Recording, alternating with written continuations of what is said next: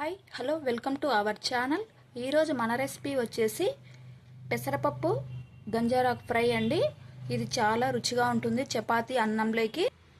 గంజారాకుని ఎక్కడన్నా కనిపిస్తే వెంటనే పట్టుకొచ్చేసి ఇలా ఫ్రై చేసుకొని తినేసేయండి. చాలా కమ్మగా ఉంటుంది. మన ఛానల్ ఫస్ట్ టైం చూస్తుంటే సబ్స్క్రైబ్ చేయండి. అలాగే లైక్ షేర్ కామెంట్ తప్పకుండా చేస్తూ ఉండండి. ఈ టేస్టీ రుచికరమైన ఈ పెసరపప్పు గంజరాకుని ఎలా తయారు చేసుకోవాలో ఇప్పుడు చూసేయండి. ముందుగా ఇలా గంజరాకుని తీసుకుని చిన్న చిన్నగా కట్ చేసుకొని పెట్టుకోవాలండి.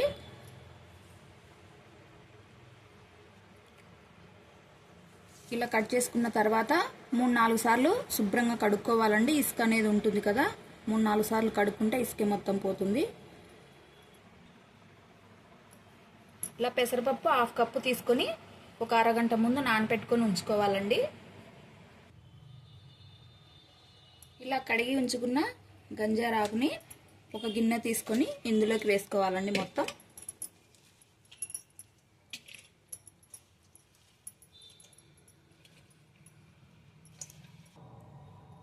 ఇందులో ఒక 1/2 టీ స్పూన్ ఉప్పును వేసుకోవాలి. ఒక 1/2 గ్లాసు వాటర్ వేసుకోవాలి. స్టవ్ వెలిగించుకొని ఈ ఆకును స్టవ్ మీద పెట్టుకొని 4 లేదా 5 నిమిషాలు టైం పడుతుందండి ఉడికించుకోవాలి. మూతను పెట్టుకొని నానబెట్టుకున్న పెసరపప్పుని ఒక గిన్నె తీసుకొని అందులో ఈ పెసరపప్పుని వేసుకోవాలండి. ఒక 1/2 గ్లాసు వాటర్ వేసుకోవాలండి. స్టవ్ వెలిగించుకొని ఈ పప్పును ఉడికించుకోవాలండి.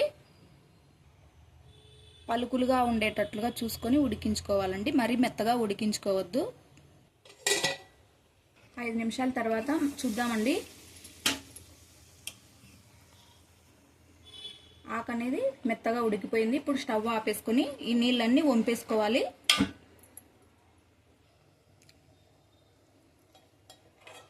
పెసరపప్పు కూడా ఉడికిపోయిందండి, చూస్తున్నారు కదా, ఇలా ఉండాలి పలుకులుగానే. ఇప్పుడు స్టవ్ ఆపేసుకొని ఇందులో ఉన్న నీళ్ళని కూడా వంపేసుకోవాలి. ఇప్పుడు స్టవ్ వెలిగించుకొని స్టవ్ పైన ప్యాన్ పెట్టుకొని 1 స్పూన్ ఆయిల్ వేసుకోవాలండి.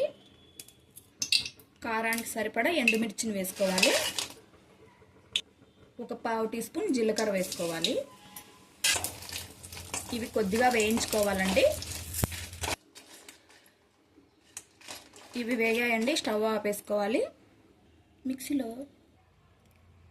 మిక్సీ జార్ తీసుకొని వేయించుకున్న ఎండుమిర్చిని ఇందులో వేసుకోవాలి.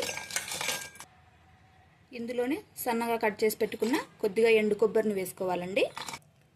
పొట్టు తీసి పెట్టుకున్న వెల్లుల్లి రెబ్బలు వేసుకోవాలి. 8-9. రుచికి సరిపడా ఉప్పును వేసుకోవాలి. మనం ఆకుకూర ఉడికించేటప్పుడు వేసుకున్నాం కదా, చూసుకొని వేసుకోవాలి. ఇప్పుడు గ్రైండ్ చేసుకోవాలండి.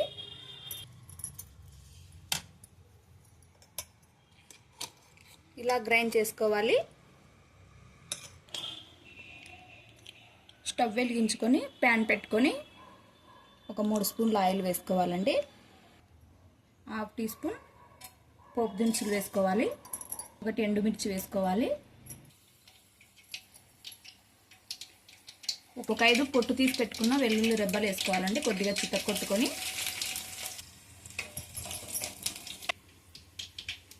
కొద్దిగా వేగిన తర్వాత కొద్దిగా కరివేపాకును వేసుకోవాలి. 1/2 టీ స్పూన్ పసుపును వేసుకోవాలి. ఉడికించి పెట్టుకున్న పెసరపప్పును వేసుకోవాలి. ఇప్పుడు ఉడికించి పెట్టుకున్న ఆకును వేసుకోవాలండి.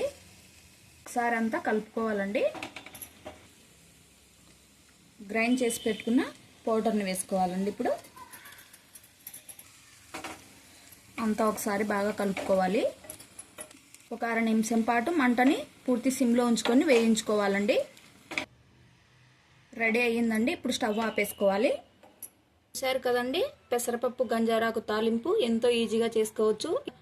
ఇది చాలా రుచిగా ఉంటుంది, అలాగే హెల్త్కి కూడా చాలా మంచిదండి. పెసరపప్పు ఆకుకూర కదా, తప్పకుండా ఒకసారి ట్రై చేయండి. మన ఛానల్ ఫస్ట్ టైం చూస్తుంటే సబ్స్క్రైబ్ చేయండి. ఈ వీడియో నచ్చితే లైక్ చేయండి. కామెంట్ కూడా తప్పకుండా చేస్తూ ఉండండి.